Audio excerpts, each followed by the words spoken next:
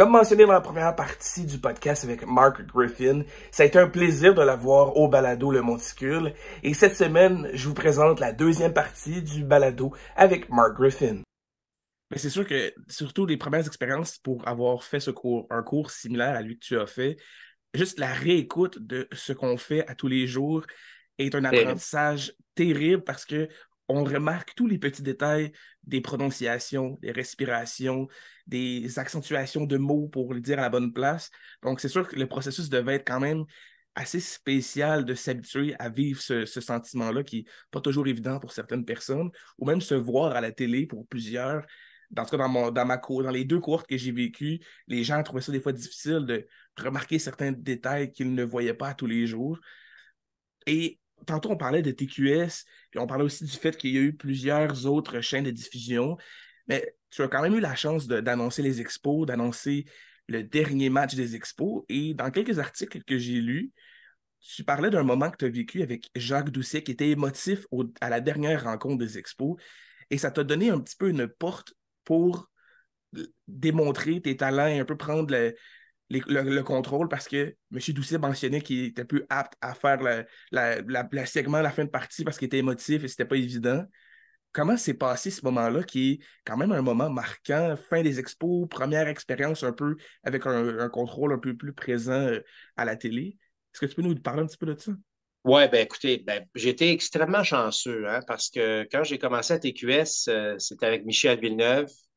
Michel Villeneuve qui est, bon, parfois controversé, mais ça reste un professionnel dans l'âme. Ce gars-là était préparé comme pas un, donc j'ai appris de lui. Après ça, ben, j'ai eu Jacques Doucet. Vous comprenez, Jacques, c'est incroyable de travailler avec lui. Là, j'ai pris de l'expérience fois 1000 lorsque je me suis présenté aux côtés de Jacques, travailler avec lui, faire des matchs avec lui.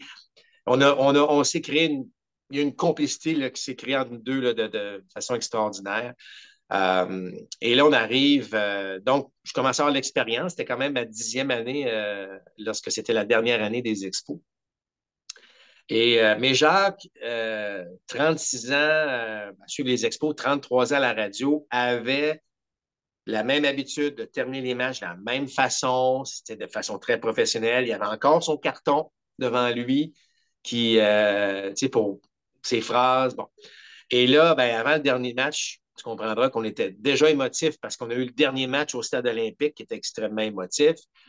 Puis, tu sais, Jacques, il l'a pris personnel parce qu'il dit, moi, j'étais le porte-parole des expos pendant, 36 ans, puis là, tout le monde nous abandonne. Tu sais, dans le fond, là, euh, la foule, bon, n'était plus nécessairement présente, les médias, bon, n'étaient plus vraiment présents au match des expos, le baseball majeur semblait nous abandonner. Fait que, tu sais, lui, il a pris très dur, très personnel en disant, Caroline, tout ce que j'ai fait, là, ça n'a rien donné. Alors, il m'avait dit avant le match, il dit, moi, là, j'ai un message aux gens, mais ça se peut que je ne termine pas mon message, ça se peut que c'est sûr que je ne pourrais pas terminer l'émission, fait que prépare-toi, tu sais. Mais comme j'ai mentionné, Jacques le faisait de façon identique et professionnelle à chaque fois, donc il fallait que je trouve une manière de le présenter. Mais j'avais beau y penser, je me dis, je vais laisser aller les choses. Tu sais, je vais le terminer comme je le sens parce que ça a été peut-être une petite erreur au départ parce que si Jacques était émotif, imaginez-moi à côté. Là. Tu sais, j'ai un gars qui a donné sa vie au baseball à côté de moi qui est en train de pleurer d'émotion, puis notre régisseur Brian Burgess qui aussi est en larmes en arrière, puis là, moi, il faut que je garde quand même un certain contrôle, puis Jacques terminait toujours les matchs, comme j'ai dit, de la même manière. Il dit alors pour nous, c'est tout pour l'instant. Au nom de Mark Griffin, Brian Burgess et c'est Jacques Doucet qui vous remercie d'avoir été des nôtres et qui vous donne rendez-vous pour le prochain match des Expos. Tu sais, c'était tout le temps la même affaire. Mais là, il n'y en a plus de prochain rendez-vous. Même les derniers matchs de l'année, il disait on donne rendez-vous au printemps prochain. Mais là, il n'y en a plus de printemps prochain. Alors, il fallait que je trouve une manière de fermer ça. Fait que j'ai dit alors, pour nous, c'est tout pour l'instant. Et encore une fois, la marque finale, j'ai dit 1969-2004. Puis là, on a l'histoire des expos à la radio, c'est terminé avec cette phrase-là. Mais Jacques a dit, écoute, ça ne pouvait pas être mieux de terminer comme ça. Mais te dire que c'était émotif, honnêtement, ça prendrait un mot plus fort que ça. On est, Jacques avait fait une carrière déjà de 36 ans. Moi, je commençais, là, tu sais, je veux dire, j'étais dans la trentaine, j'avais, tu sais, pour moi, c'était une aventure qui n'allait jamais se terminer, tu comprends? Fait que Jacques, il était triste pour moi de voir que j'avais toute cette expérience-là qui n'allait rien donner parce qu'on n'avait plus d'équipe. On a vécu des moments tough, là. Je ne te le cacherai pas là, à la fin de tout ça, parce que là, tu sais pas ce qu'il y a devant toi. Là, tu sais. Fait que, mais de le vivre avec Jacques, puis encore aujourd'hui, ben, on est extrêmement proches, puis on se parle pratiquement toutes les semaines, puis c'est extraordinaire.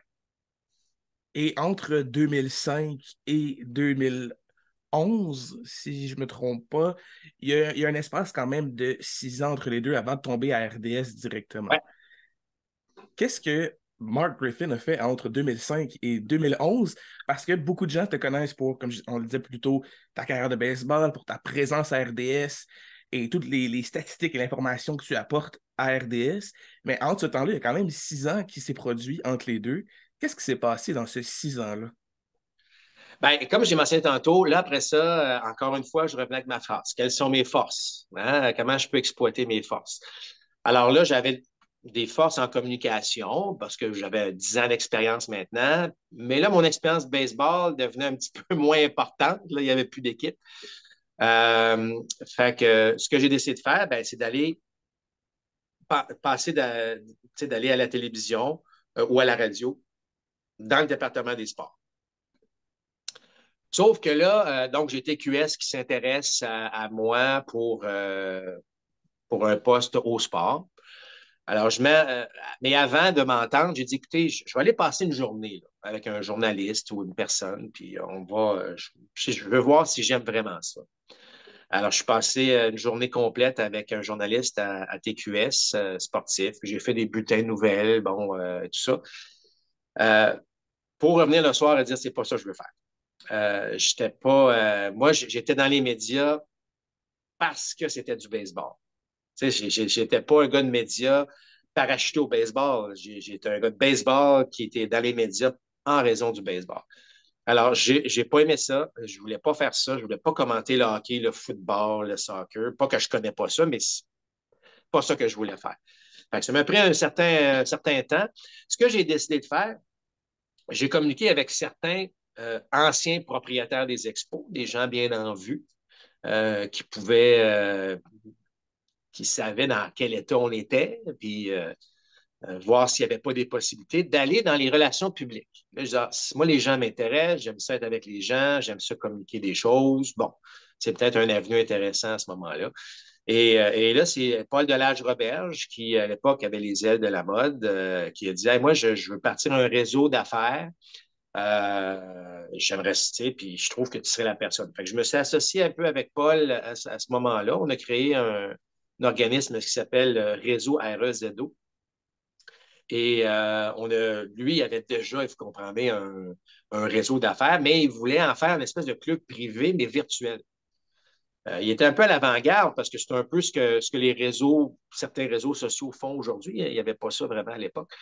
Puis, alors, on a comme créé ça. Fait que pendant quelques années, j'ai fait ça, mais je restais toujours à l'affût parce que euh, j'étais un peu l'analyste baseball à Radio-Canada seulement lorsqu'il y avait des nouvelles. Fait que je passais peut-être 5, 6, 7 fois par année. J'étais avec l'Auto-Québec pour mise au jeu. Fait que j'aidais un peu pour les paris sportifs baseball.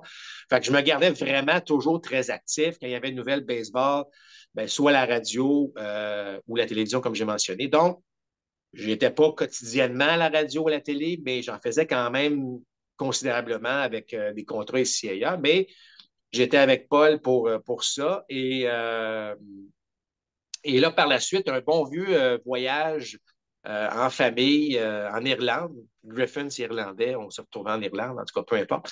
Euh, Puis ma conjointe qui venait de partir sa propre business de maison d'édition, en fait. Là, je la voyais là-dedans, puis elle était, tu sais, très heureuse, puis épanouie dans ça. Puis je me dis, OK, Là, ça faisait 5 ans, là, tu parlais de 5-6 ans, là, moi, ça faisait 5 ans que j'étais avec le réseau.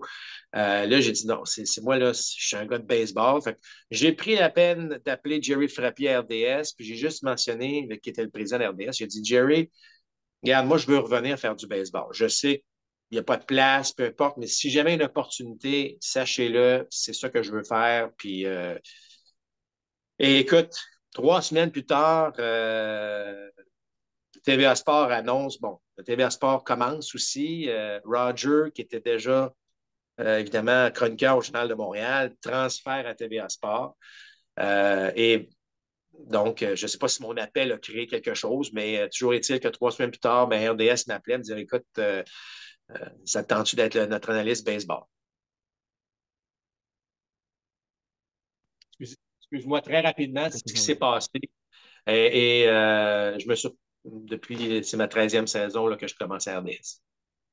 Et est-ce que tu peux nous parler un peu de la préparation d'une journée de baseball pour se préparer à une diffusion d'un match qui soit dans l'après-midi ou dans la soirée? Parce qu'il y a quand même plusieurs joueurs, il y a des statistiques qui sont évolutives, donc à tous les jours, les statistiques peuvent être différentes parce que naturellement, les joueurs peuvent jouer entre 6 à 10 rencontres par gap de 14 jours. Donc, il y a quand même beaucoup de statistiques à connaître régulièrement. Ta préparation pour connaître toutes les statistiques à jour de la bonne façon, parce que étant analyste à RDS, quand tu discutes d'un sujet à propos d'un joueur en particulier, souvent tu es la personne qui va mentionner la statistique de la personne, du joueur, le nombre de frappes qu'il y a eu, la moyenne qu'il y a au bâton, le nombre de coups sûrs, et ainsi de suite. Donc, la préparation que tu fais avant un match ressemble à quoi?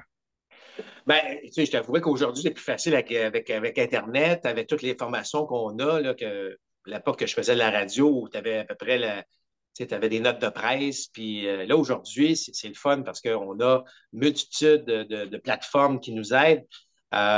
C'est vrai que ce que tu mentionnes, tu sais, c'était facile à l'époque des expos, on suivait une équipe. Fait que tu avais les expos, puis là, tu avais à, évidemment étudier ce qui se passait avec l'équipe adverse, mais l'équipe adverse venait pour 3 matchs. Fait que, c'était une préparation qui était quand même assez simple. Là, aujourd'hui, ben, le dimanche, par exemple, je peux faire un match entre 2 équipes. Le lundi, c'est 2 nouvelles équipes. Puis là, le mercredi, c'est 2 autres équipes. Fait que tu es constamment en train de réétudier ce qui se passe. Puis tu le dis, c'est quotidien le baseball. Fait que si tu as fait un match, je ne sais pas moi, des Red Sox le dimanche, ben, si tu refais un match le mercredi des Red Sox, il y a quand même eu 2 matchs entre ça. C'est peut-être 2 défaites, 2 défaites par au pointage, alors que ça allait très bien dimanche. Puis finalement, mercredi, ça va moins bien. Alors, c'est sûr qu'il faut se tenir à jour quotidiennement. Tu ne peux pas passer 3 jours à dire, ben là, je m'en vais faire d'autres choses. Il faut absolument passer un certain. Moi, je passe à peu près 2 heures quotidiennement à tout analyser ce qui s'est passé. Qui a fait quoi, comment ça s'est passé. Et évidemment, plus particulièrement les 2 équipes qu'on va faire, par exemple, un soir en particulier, où là, ben, je vais suivre sur Twitter ou des affaires, des plateformes, mettons, un columniste de cette équipe-là, ou celui qui suit. Alors, il y a plein de possibilités. Il y a MLB maintenant ils ont des gens qui s'occupent de chacune des équipes. Tu as des athlétiques qui ont aussi des gens à peu près partout. Fait que tu es capable d'avoir un peu le sens de ce qui se passe. Après ça, ben, c'est sûr que nous, on doit envoyer à nos statisticiens des idées de tableaux, qu'est-ce qui se passe. Fait que nos statisticiens, on est en constante communication avec eux. Puis là, ben, on se prépare. Par contre, c'est arrivé déjà cette année où on va présenter un match, par exemple, entre les White Sox et les Phillies. Et là, donc, tu te prépares, tu lis, maintenant. Puis là, à 16 heures, on annonce que le match est annulé. Mais nous, il faut présenter un match. Fait que là, on a toujours un plan B, mais bon, plan B, là, ben, arrive qu'on va faire, finalement, on va faire les Giants contre les Marlins. Mais là, il est 4 heures. Fait que là, ben, on se revire de bord, puis là, ben, on commence, puis des fois, ben, on commence un peu, on n'a pas tout fini notre préparation, mais on est quand même assez professionnel aujourd'hui là, pour avoir l'information, mais c'est des choses comme ça qui arrivent. Fait que, on n'a pas le choix, la saison commence, il y a 26 semaines. Les 26 semaines de la saison, ben, il faut que 2 heures par jour, on puisse être au courant. Puis le 2 heures, ça peut être de 2 heures en te levant, puis ça peut être de 2 heures en te couchant. Là, moi, on a une vie à travers ça, mais il faut qu'il y ait un bon 2 heures de lecture, de savoir ce qui s'est passé, d'analyser, puis d'être prêt là, pour toute éventualité. Parce que je fais aussi des présences à l'émission Le 5 à 7. Des fois, ben, on me demande de venir une journée en particulier. Il faut quand même être à l'affût du sujet rapidement, là. Et moi, j'ai eu une question d'un de mes collègues dernièrement au travail parce que, arrivant à la journée d'aujourd'hui, tu sais, j'ai annoncé à certains de mes collègues qui sont fanatiques de baseball que j'allais avoir la chance de discuter avec toi. Et il y en a un qui m'est arrivé avec une question qui, j'ose croire, moi, connaître un petit peu la réponse, mais tu vas pouvoir la clarifier. Je sais que lors des matchs importants, on pense à la World Series, vous allez être présent sur place. Mais quand on parle d'un match qui n'est pas de la World Series, qui est la saison régulière, comment le processus pour écouter la partie ou assister à la partie se produit? Est-ce qu'on est sur place? Est-ce que c'est un moniteur qui nous montre la partie? Comment ça fonctionne? Bon, alors, dans le fond, là, effectivement, j'ai nous autres, ce qu'on appelle, bon, dans le jargon, c'est un feed. Donc, par exemple, c'est ESPN qui présente le match. Ben, nous, on a ce que ESPN présente. OK? On n'a aucun contrôle sur les images. Donc, autrement dit, je pourrais être chez vous là, avec les 2 pieds sur le pouf puis faire le même match que quand je suis en studio. J'ai pas plus que ça. J'ai pas 3, 4 angles de caméra. Ce que vous voyez à la télévision, c'est ce que je vois devant mon écran à RDS. Et là, moi, au début, euh, je sais que mon partenaire Alain, lui, n'a pas le choix d'écouter en même temps les commentateurs parce que, bon, ça peut être. Parfois, il va dire, ben, il y a quelqu'un qui se réchauffe, mais la caméra ne montre pas nécessairement ce qui se passe dans l'enclos. Alors, lui, il a besoin. Des fois, un nouveau joueur qui arrive, qu'on n'a pas sa prononciation, ben, lui peut avoir sa prononciation. Moi, depuis le début, je détestais ça. J'ai dit, enlevez-moi le son de mes oreilles parce que des fois, c'est un fil qu'on peut avoir, par exemple, je sais pas moi, des Twins du Minnesota. Donc, c'est l'analyse des Twins qui parle. Mais moi, l'analyse des Twins, je suis pas d'accord avec lui, là, puis je suis pas, puis c'est pas mon style, là. Fait que là, je vous dirais, là, après mes 15 premiers matchs à RDS, jadis, j'ai décidé, mettez-vous plus jamais de son dans mes oreilles. Moi, c'est mon match, c'est mon analyse, c'est mes idées.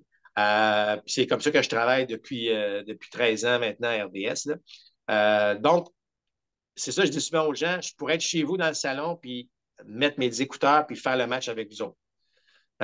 Puis là, ben, évidemment, avec ma préparation que j'ai, mes feuilles, puis je sais les tableaux qui s'en viennent, là, mais c'est aussi simple que ça. J'ai un écran, une 50 pouces, 55 pouces devant moi, puis on parle du match là, carrément qui se passe devant nos yeux.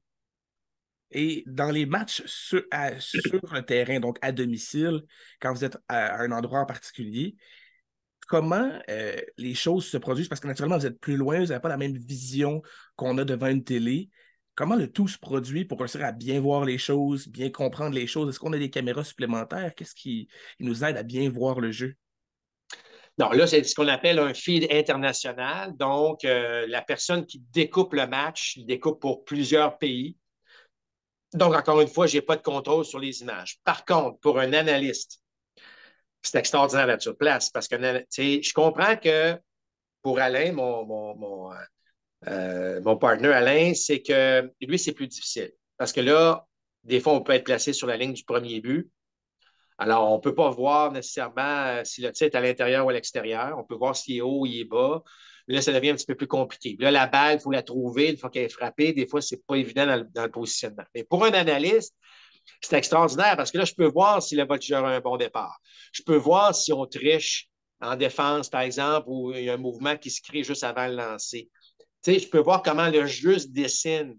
Tandis que quand je suis à l'écran, ben, ce que vous voyez, je le vois. Fait que j'anticipe. Tu sais, souvent, je vais dire, probablement que le voltigeur a eu un mauvais départ. Je ne le sais pas, je ne suis pas certain, mais d'après moi, avec ce qui est arrivé. Tandis que quand je suis sur place, je le sais qu'il y a eu un mauvais départ. Je le vois, là, je peux voir. Fait que moi, sur place, ma job est tellement plus fun, plus facile parce que je vois comment tout se dessine.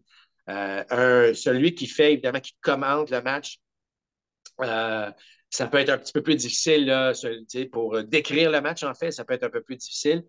Mais pour moi, c'est extraordinaire. Fait Donc, lorsqu'on est sur place, là, moi, c'est la fête chez nous là, parce que là, je peux faire encore mieux ma job, selon moi, pour expliquer comment tout ça se passe.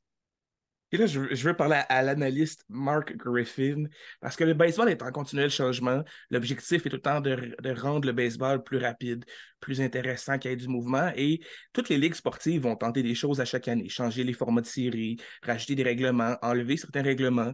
Cette année, on a vécu plusieurs changements. On pense à la grosseur des buts, on enlève le fait de faire une défensive spéciale là, j'ai perdu le terme en anglais, mais on va y aller avec défensive spéciale ou avec le cadran des lanceurs maintenant, qui cause plusieurs questionnements.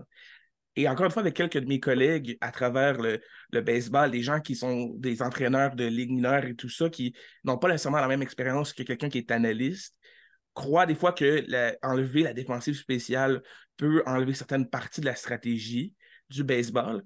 Pour mon cas, honnêtement, je ne crois pas que c'est le cas, mais j'aimerais savoir, est-ce que tu peux nous expliquer un peu quelle est la pensée derrière le fait de vouloir enlever cette défensive spéciale-là et tenter que les joueurs soient positionnés dans l'avant-champ à des endroits spécifiques sans pouvoir bouger de tout? Ben, moi, au départ, là, j'étais contre ce règlement-là parce qu'il y a des équipes qui ont fait leur devoir, plus que d'autres. Alors, puis tu sais, si tu es un joueur unidimensionnel, c'est-à-dire que tu frappes la balle seulement à un endroit, ben ça se peut que tu en paies le prix. Tu sais, si tu un frappeur complet, on en a vu plusieurs, c'est pas tous les frappeurs qui ont droit à des défenses adaptées. Fait que moi, je trouvais que c'était nivelé par le bas un peu de ces défenses adaptées-là. Euh, Puis on pénalisait les équipes qui analysaient vraiment, faisaient vraiment leur devoir à ce niveau-là. Euh, ce qui est plate, c'est que la nouvelle génération de joueurs ne voulait pas tomber dans ces défenses adaptées-là. Donc, se développait un élan pour essayer de frapper à tous les champs. Maintenant, je sais que si le lanceur te lance des glissantes ou des cutters ou des tirs tout le temps à l'intérieur sur le frappeur gaucher, tu ne seras pas capable d'aller au champ opposé. Tu sais, c'est pas si facile que ça de dire, ben oui, mais pourquoi le gars, il ne frappe pas au champ gauche? Ouais, c'est parce que les tirs qu'il reçoit, il n'est pas capable d'aller au champ gauche. Là. Donc, tu sais, c'est pas. Mais force est d'admettre que ça peut aussi ouvrir un peu le terrain. Moi, je suis toujours un gars qui regarde le côté positif des choses. Je fais de même. J'ai, je sais qu'il y a des joueurs en défense qui n'aimaient pas les défenses adaptées. C'est sûr que ça peut être efficace pour l'équipe, mais tu perds un peu. D'ailleurs, je ne sais pas si les gens moi, j'ai lu beaucoup là-dessus. Il y a beaucoup de joueurs d'Areco qui sont contents qu'enfin, ils vont retrouver leur position. Parce que là, on les amenait quasiment à l'entre-champ droit, d'autres s'en allaient pratiquement au deuxième but, puis ça changeait tout ça. Là, les joueurs ont plus d'espace. Puis tu sais, quand tu es joueur, moi j'étais voltigeur, je sais, j'avais pas mal d'espace. Puis quand à un moment donné, tu as une défense adaptée où tu te retrouves avec ton champ droit qui est quasiment à côté de toi, puis le troisième but qui est rendu à l'entre-champ droit, là, c'est comme si tu es 5 joueurs là, dans un espèce d'espace restreint. Là, la balle est frappée. C'est à qui la balle? Là? Qui elle veut? Là? Tu comprends? Ça devenait un peu plus compliqué. Alors, tout ça pour dire que j'étais contre. Je pensais encore que je ne suis pas sûr que c'est le meilleur règlement au monde. Mais une fois qu'il est installé, ben là, on peut voir au moins des joueurs un peu plus libres. Donc, on va voir des joueurs faire des jeux un peu plus spectaculaires, ce qu'on a vu d'ailleurs. Puis si ça peut permettre un peu de coureurs sur les buts, un petit peu plus de coureurs sur les buts pour mettre de l'action, ben pourquoi pas. T'sais? Alors, je vais m'adapter au règlement. Je ne pense pas encore que ce n'était pas nécessairement nécessaire d'avoir ce règlement-là. Mais là, une fois qu'il est là, ben, faisons en sorte que ça fonctionne. T'sais. Et dans l'autre règlement supplémentaire qui a été ajouté cette saison, c'est le cadran des lanceurs qui amène le lanceur à devoir être positionné pour faire son lancer après un certain temps et le frappeur à être dans la boîte des frappeurs. Dans les parties pré-saison, on a vécu des parties qui se sont terminées sur une violation du cadran avec une prise automatique. Et si je me souviens bien, je pense que c'est les Braves d'Atlanta qui auraient eu la chance de remporter le match et ça s'est terminé sur une prise automatique de l'arbitre.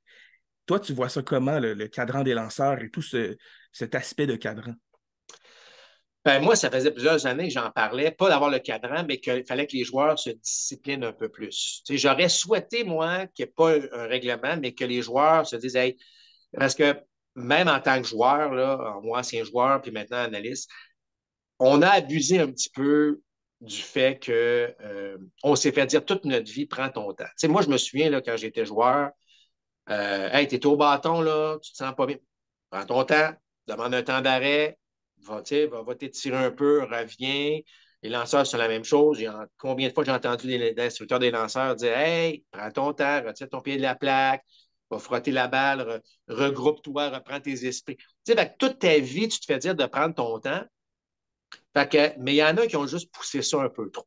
Il y avait une perte de temps, on le voyait, c'était assez évident. J'ai assez vu de matchs de baseball dans ma vie qui avaient des pertes de temps sur le terrain qui empêchaient d'avoir un bon rythme. Moi, ce n'est pas la durée des matchs qui me fatiguait tant que ça, c'est le rythme des matchs qui me fatiguait un peu.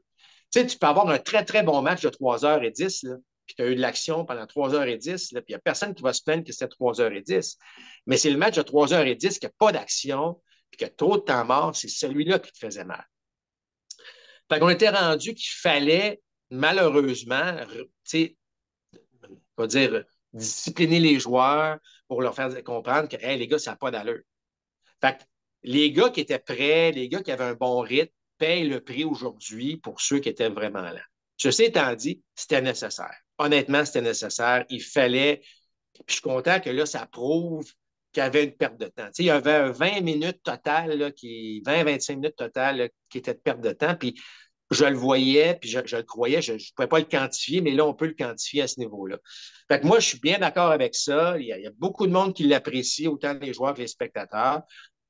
Puis les violations dont tu faisais mention, c'est vrai que tu ne veux pas qu'une série mondiale se termine sur un whoop, time out, tu as pris trop de temps, quatrième balle, la match est finie. Tu sais, ça ne peut pas. Mais un joueur de baseball, une grande qualité d'un joueur de baseball, c'est de s'ajuster, c'est de s'adapter. Tu t'adaptes à un lanceur, tu t'adaptes aux conditions, tu t'adaptes à. Tu es constamment en train de t'adapter. Là, il faut que tu t'adaptes à un règlement. Fait que moi, je n'ai pas de problème que, oui, il va y avoir des violations au cours des premières semaines, mais ce n'est pas vrai que le gars va encore oublier le fait que, oh, tabarouette, il faut que je sois prêt avant. Non, non. Moi, je pense que ça va être déjà terminé. Tu as 162 matchs pour te préparer pour les séries. Ça ne devrait pas arriver. Et si ça arrive, ben tant pis pour lui, parce qu'il y aura eu 400-500 présences au bâton, ou même les jeunes l'ont déjà vécu au niveau mineur, donc ce n'est pas un nouveau jeune qui va arriver et dire que je ne connais pas le règlement. Au contraire, il le connaît depuis plus longtemps. Fait que, ça va être correct à ce niveau-là. Ça va passer. Moi, je suis content que ce règlement-là soit passé. C'était le plus important, selon moi, pour que le baseball reprenne un peu ses lettres de noblesse d'un sport qui, oui, qui est lent à certains moments donnés, mais qui a un bon rythme. Puis là, ben, il n'y a pas de perte de temps. Alors moi, je suis pour ce règlement-là. Et je vais rappeler un terme que tu as utilisé au début du balado ici, dans ton 6 ans de contrat, où est-ce que tu as 3 ans qui étaient dédiés à une équipe, puis par la suite, tu peux développer ton autonomie. Présentement, on voit des joueurs québécois. On pense à Édouard Julien, qui la semaine dernière a fait ses premiers pas dans les ligues majeures. On pense à Abraham Taureau, qui est maintenant à sa troisième équipe, qui tente de se faire une place dans l'équipe des Brewers de Milwaukee présentement. On pense à Charles Leblanc, qui est avec les Marlins de Miami, qui a eu une belle fin de saison. On parle quand même de 41 coups sûrs en 156 présences. C'est quand même une belle performance de sa part. Et il ne faut pas j'oublie Otto Lopez, qui lui a eu un bon camp d'entraînement, il a eu une belle présence aux championnats mondiaux. Qu'est-ce qui peut différencier ces trois joueurs-là qui peut faire que peut-être qu'Édouard Julien peut rester un petit peu plus longtemps, qu'Abraham a peut-être un petit peu plus de difficulté à se placer dans une équipe et prendre son envol pour rester dans la Ligue majeure? Qu'est-ce qui différencie ces joueurs-là?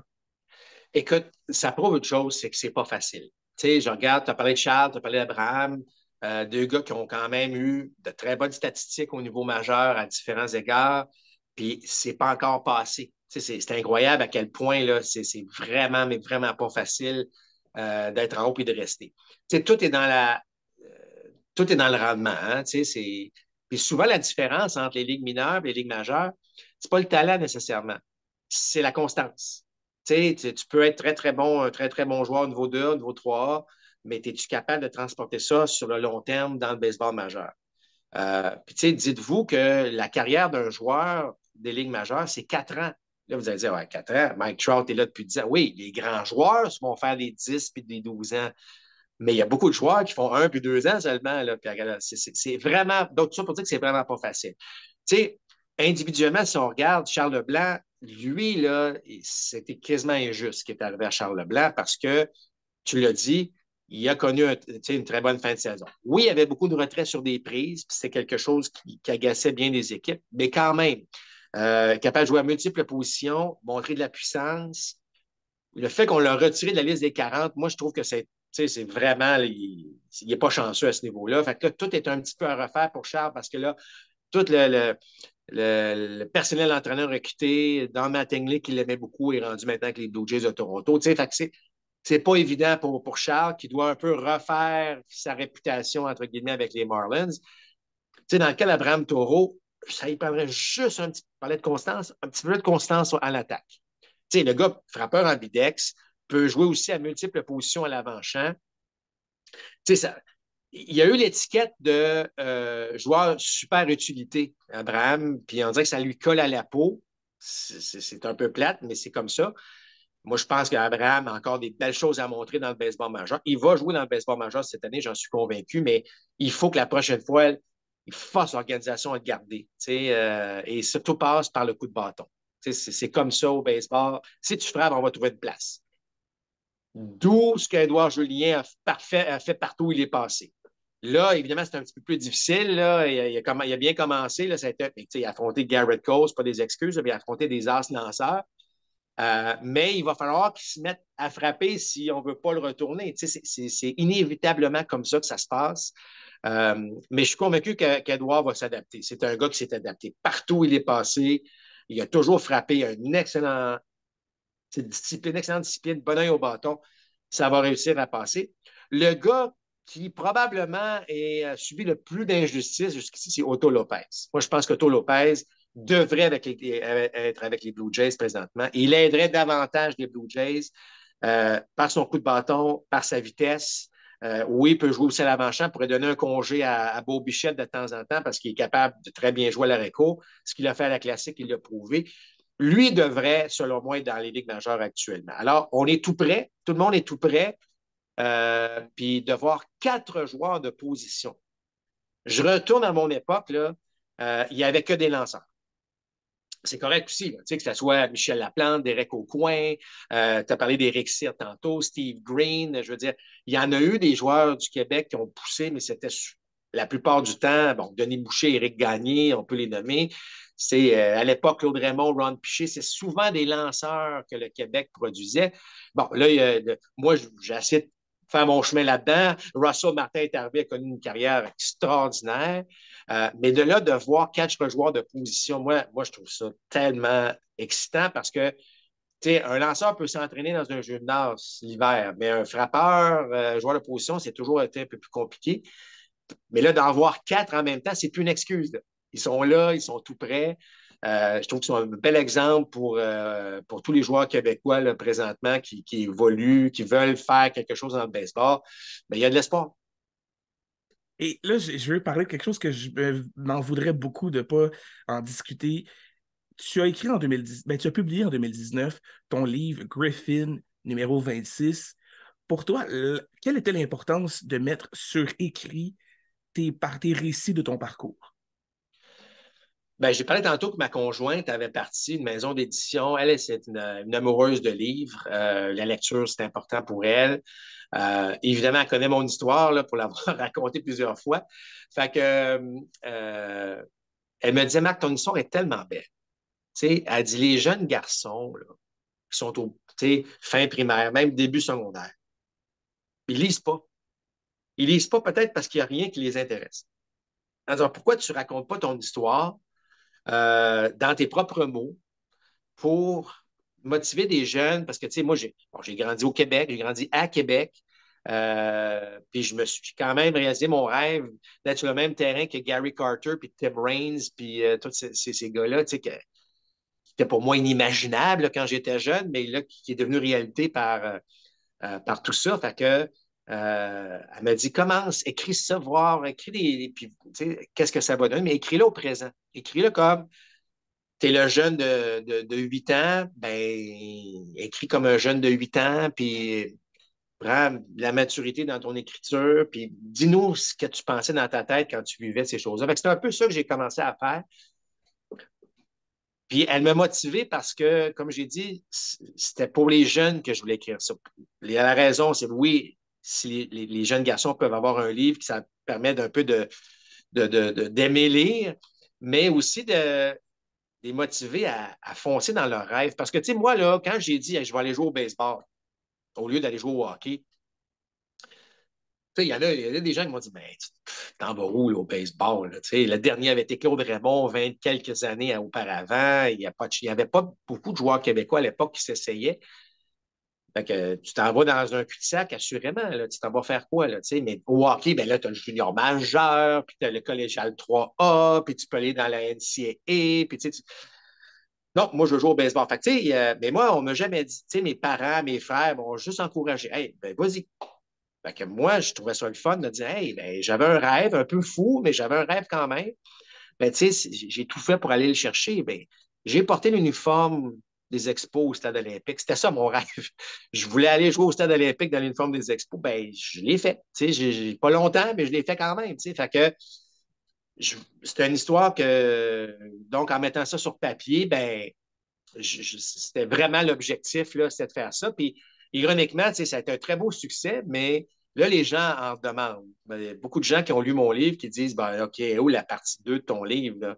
Parce que les gens veulent savoir justement qu'est-ce qui s'est passé entre joueurs, puis comment s'est passé la transition de carrière, puis les anecdotes qu'on peut avoir comme analyste aussi. Mais bon, pour l'instant, l'objectif, c'était vraiment, vraiment de parler de mon vécu, puis de ma rencontre avec Philippe Alliou dans les ligues mineures, puis l'influence qu'il a eu sur moi, puis c'est quoi la vie de ligue mineure, la frustration que j'ai eue de ne pas avoir, justement, j'en ai parlé tantôt, de ne pas avoir le fameux voyage que je n'ai pas fait au niveau 2A avec les Dodgers. Fait que, tout ça raconté dans mes propres mots, qui fait que, honnêtement, c'est sympathique. Et dans les dernières années, là, on a vu deux personnes que tu connais très bien, soit tes garçons qui font leur parcours à travers tout le cheminement du baseball. Et j'ose croire que ça doit être quand même quelque chose qui est agréable de voir deux de tes garçons faire le parcours présentement. Si je me souviens bien, il y a Henri qui est en Alberta dans un sport-études et il y a Hank qui est aussi. C'est pas ça que ce soit Ben, l'inverse. Henri, c'est Hank. Là. Ah, Hank. Hank, c'est l'espèce de diminutif d'Henri. Henri est en Louisiane présentement, sa première année au collège. J'ai trois garçons, moi. J'ai Henri, Léo et Edmond. OK. Euh, alors, mes trois garçons jouent au baseball. Tu sais, souvent, là, bon, tu le sais, là, sûrement que tu t'es lancé très jeune avec ton père. Ouais. Tu sais, il y a comme une relation qui se crée hein, quand on se lance avec notre père. Puis, tu sais, c'est sûr que j'avais la passion du baseball, mais tu sais, souvent, mes gars, c'est des bons athlètes, ils sont bons dans d'autres sports aussi. Puis je leur disais souvent, choisissez pas le baseball pour faire plaisir à votre père. Là. Tu sais, si tu choisis le basket, tu choisis le hockey, tu choisis de faire du ski, je vais t'encourager autant, là, tu sais. Mais ils ont tous fait du sport, différents sports, mais ils ont tous choisi le baseball pour l'instant pour aller plus loin, aller dans les collèges américains, vivre le rêve d'avoir, de jouer au baseball dans un collège américain. Fait que je les encourage. Si c'est ça que vous voulez faire, je vais vous encourager. Puis là, pour l'instant, les trois suivent la trace du baseball. Donc, écoute, je trouve ça fantastique. Ma blonde, elle fait de la nage synchronisée, mais elle n'aura pas de, elle aura pas de gars qui va faire de la nage synchronisée. Mais en tout cas, tout ça pour dire que c'est le fun de les voir évoluer là-dedans. J'essaie de les aider le plus possible, de leur dire les erreurs que j'ai faites, de pas les faire. On partage évidemment beaucoup. On a une belle complicité. Le baseball nous lie beaucoup, évidemment, dans tout ça. Là. Mais je trouve ça le fun, le fait que euh, tu mentionnais tantôt, tu as dit à tes garçons, faites le sport que vous souhaitez, que vous avez le goût de faire, qui vous intéresse, que vous avez une passion, puis qui se développe là-dedans. Parce que, il y en a des fois qui peuvent dire, ben, j'ai joué au baseball, fait que tu vas jouer au baseball. Je trouve ça le fun de leur dire, essayez, puis lui, le sport qui va vous intéresser, qui va cliquer le plus, jouez dans cette ligne-là, puis dirigez-vous vers qu'est-ce qui vous intéresse. Fait que je trouve ça le fun, le fait que tu les aies dirigés de cette façon-là. Ça leur permet vraiment d'essayer tout, puisque je crois être un athlète le plus développé, c'est l'athlète qui a touché à plusieurs sports et qui s'est dirigé Exact. dans un sport par la suite. C'est le fun de voir que la mentalité est ouverte à dire on va toucher à tout et on va se diriger par la suite dans Ouais. un sport qui va nous faire plaisir. Pas exact. Et là, on termine parce que je vois le temps qui passe très, très vite. J'ai une question qui j'ai pas nécessairement posée au début, mais que je trouve bien déterminée. Tu as eu la chance, dans ton parcours avec les Expos, de frapper à la place de moi un joueur que j'admire beaucoup. C'est un joueur que mon père m'a présenté quand j'étais tout jeune. J'ai vu de ses photos qu'il avait eu la chance d'avoir au stade olympique de Gary Carter. Tu as eu la chance d'être échangé pour frapper à sa place dans un match. Est-ce que tu peux nous parler de cette expérience-là? Ben, Gary Carter, honnêtement, est une des raisons pour laquelle j'aime le baseball. C'est-à-dire que euh, lorsque Gary Carter a commencé, puis les matchs étaient présentés à la télévision des Expos à l'époque, il avait toujours le sourire dans la face. Il avait toujours l'air content, ce gars-là. Frapper un double, là, t'avais l'impression que c'était le coup sûr de l'année, puis on était au mois de mai, là, tu sais. Euh, Moi, il me faisait triper par son attitude. Tu sais, j'adorais Tim Raines, André Dawson, des joueurs extraordinaires, mais Gary Carter, j'ai toujours cet attachement particulier avec lui. Puis, écoute, je signe professionnel. Je me ramasse donc avec les Dodgers de Los Angeles. Puis mon premier match préparatoire au camp d'entraînement, c'est contre les Expos. Tu sais. À l'époque, là, c'était Brain. Je me souviens, j'étais coureur suppléant. J'arrive au premier but. Puis le rôle d'un coureur suppléant, c'est de s'assurer, tu regardes où sont les voltigeurs, puis là, je regarde le champ droit, le champ centre, le champ gauche, puis au champ gauche, c'est Tim Raines. Puis là, je suis comme, ben voyons donc. Je suis sur le même terrain que Tim Raines. Tu sais, ça avait pas de... En plus, le coach, il me demande un vol de but. Ben, je vais voler un but devant Tim Raines. Dans ma tête, c'était complètement fou. Dans ma tête, là, j'étais encore un fan. Je ne suis pas un joueur, je suis un fan, moi, là. Fait que, tu sais, ben là, quelques matchs plus tard, je commence mon premier match. J'ai joué des matchs, mais j'ai commencé pas. Là, je commence mon premier match. Puis là, je m'installe dans le rectangle. J'affronte David Cone, là, qui venait de gagner le trophée Cy Young. Fait que moi, je suis concentré au maximum. J'arrive. Mais c'est Gary Carter qui est receveur pour les Mets de New York. Tu sais, fait que là, je demande un temps d'arrêt. Je dis, ben, un instant, qu'est-ce que je fais ici, moi, là? J'étais en train d'affronter David Cone, qui était le gagnant du trophée 5 l'année suivante, l'année auparavant. C'est Gary Carter qui est le receveur. Tu sais, fait que moi, j'ai vécu ça un peu comme, tu sais, comme, j'ai un peu écrit dans mon livre. Tu sais, je me pinçais un peu. Là. Voyons, il aurait fallu que je me mette, OK, regarde, je suis ici, j'ai un uniforme, je fais partie, mais je me laissais prendre par les émotions un peu dans ça. Tout ça pour dire que là, Gary, moi, je suis échangé donc aux Expos. Je vous ai parlé tantôt que j'ai été échangé aux Expos en plein mois de décembre. Ben, quelques jours après, Gary Carter, en fait, j'étais aux Expos. Je reviens un peu. J'étais aux Dodgers avant. Gary Carter signe un contrat avec les Dodgers. Fait que je me ramasse au camp d'entraînement avec Gary Carter. Fait que là, je joue dans la même équipe. Je me souviens, on a pris l'autobus ensemble. On est parti de Vero Beach. On est allé à West Palm Beach. Puis, tu sais, on était assis un à côté de l'autre. Puis là, j'étais assis à côté de Gary Carter dans l'autobus. Pour moi, ça ne faisait pas de sens. Là. Mais je tripais. J'ai d'ailleurs une de mes belles photos, c'est avec Gary au stade municipal de West Palm Beach. Là, je suis échangé aux Expos. Ben, Gary Carter signe avec les Expos en 92 pour refaire, tu sais, pour revenir. Fait que là, on se retrouve encore au camp d'entraînement, encore avec Gary Carter. Mais là, on se retrouve au jouer au stade olympique, un match préparatoire contre les Blue Jays de Toronto. C'est là que je viens d'avoir mon diagnostic de blessure au coude. Je m'étais fait évaluer par le docteur Coughlin à Montréal. Puis il m'avait dit, écoute, tu peux frapper, mais tu ne peux pas jouer en défense. Fait que là, Tom Reynolds, qui était le gérant, Philippe Allou, qui était l'instructeur, ils m'ont dit, ben, écoute, on va essayer de trouver une solution pour te faire jouer. Et là, à un moment donné, dans un match, on est en septième manche, il me dit, Marc, prépare-toi, là. Bon, fait que je me mets mon casque, puis mes gants, puis j'attends. Puis là, à un moment donné, Philippe vient voir, il dit, OK, c'est à ton tour. OK, mais c'est parce que là, Gary Carter est au sac d'attente. Oh oui, va lui dire que tu frappes pour lui. Fait que là, écoute, je prends mon courage à deux mains. Tu sais, puis on est au stade olympique. Il y a peut-être, il y a au moins 25-30 000 personnes. Tu sais, les premiers matchs de l'année, les gens. Je m'en vais, puis je marche là, de l'abri au sac d'attente. Puis là, je dis à Gary, Gary, je vais frapper pour toi. Tu sais, comment tu dis ça? Mais c'est Carter, tu sais, ça aurait pu être n'importe qui d'autre, mais c'est Gary Carter. Puis là, il me regarde, puis il dit, tu sais, avec son sourire, puis il dit, Go get him, kid. Puis le kid, c'est toi le kid, c'est pas moi, c'est ton surnom.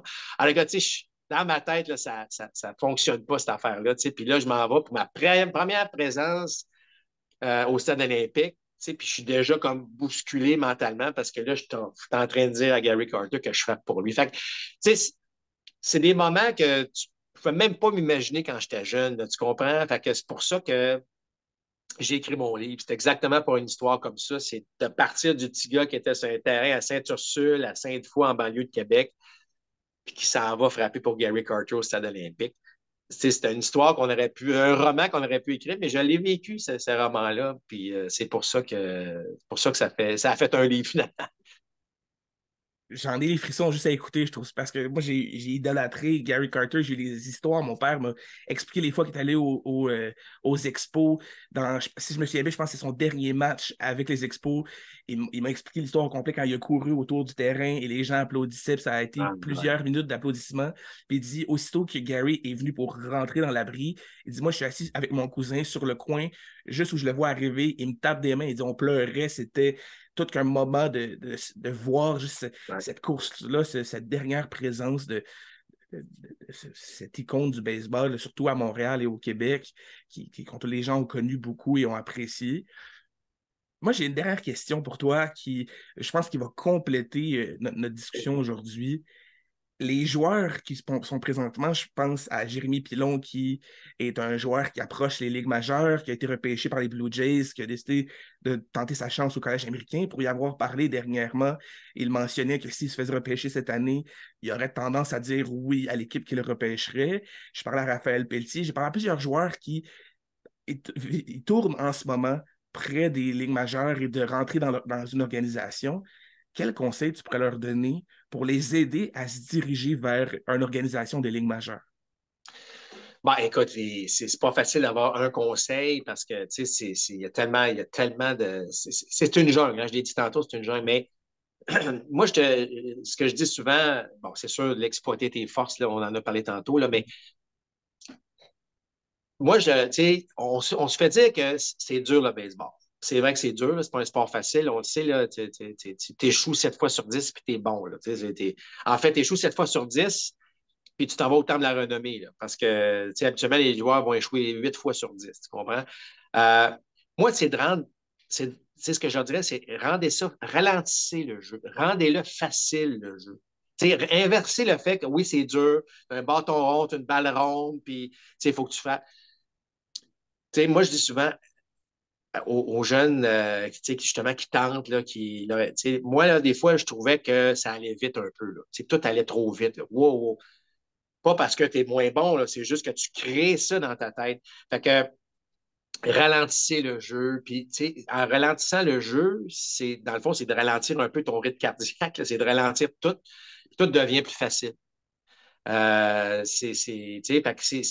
tu parles aux meilleurs joueurs au monde, que ce soit Mike Trout ou peu importe, ils vont dire la même chose. Ils vont dire l'important, là, c'est d'être bien dans le rectangle des frappeurs, c'est d'être bien au monticule, d'être en contrôle. Fait que puis pour ça, pour avoir ça, c'est de dire que la game, elle est facile. Je suis là, puis les pilons de ce monde ou tous les bons Québécois qui sont là présentement, ils ont tous du talent. Il n'y a aucun doute sur leurs habiletés.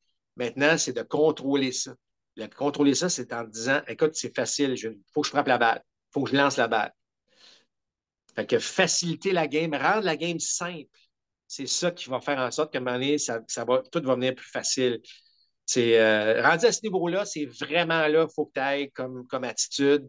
Parce que si tu te dis, écoute, lui, il lance à 98 avec une sinker qui n'a pas d'allure, ça ne marchera jamais. Là. Tu seras pas capable, ton cerveau ne sera pas capable de t'aider là-dedans. Donc, la game, elle se joue pas mal ici. Là. C'est drôle, Yogi Berra avait déjà dit, hein, le baseball est un sport. Comment il avait dit ça? Donc, c'est 90 mental puis l'autre moitié physique. Ou non, 90, ouais, c'est ça. Mais il a raison parce que tout se passe dans la tête. Tout se passe dans notre tête, dans la conf. La balle prend 0,8 secondes à se rendre au marbre. Fait que si tu te dis comme frappeur que ça va être tough, ben ça ne marchera pas. Tu comprends? Donc, c'est vraiment de rendre la game simple, de rendre la game facile. Puis ça, ben, je pense que ces jeunes-là vont pouvoir profiter de tout leur talent à ce moment-là. Merci beaucoup, Mark Griffin, d'être venu te prêter au jeu du monticule. Ça a été un grand plaisir de jaser avec toi de baseball, d'en prendre de tes histoires, de prendre des conseils. Puis j'espère vraiment que les gens qui vont écouter ce balado-là vont prendre les conseils tant comme joueurs, comme entraîneurs, qui peuvent juste écouter certains conseils des choses qui ont été faites, des joueurs qui frôlent les ligues majeures, qui frôlent le fait de rentrer dans une organisation, qui sont près des collèges américains. Je pense que ça vaut la peine de prendre le temps d'écouter tous les petits trucs que tu nous as donnés à travers cette grande heure 30 presque qu'on a discuté ensemble. Pour les gens qui vont vouloir voir Mark Griffin, c'est RDS. Il y a un livre Griffin 26 qui est disponible dans plusieurs librairies à travers le Québec. Allez prendre la peine d'aller lire ce livre-là et d'en apprendre plus sur sa carrière. Et pour ceux qui ne sont pas abonnés, qui n'ont pas partagé ou qui n'ont pas découvert le Monticule, c'est disponible sur Facebook, Instagram, Apple Podcasts, Spotify. C'est partout sur plusieurs plateformes. Venez découvrir ça. On a encore plusieurs autres grands noms du baseball québécois qui vont passer dans les prochaines semaines au Monticule. Venez écouter ces histoires-là. Vous allez apprendre beaucoup. Vous allez avoir du plaisir. Et on se revoit prochainement pour un autre épisode du Monticule.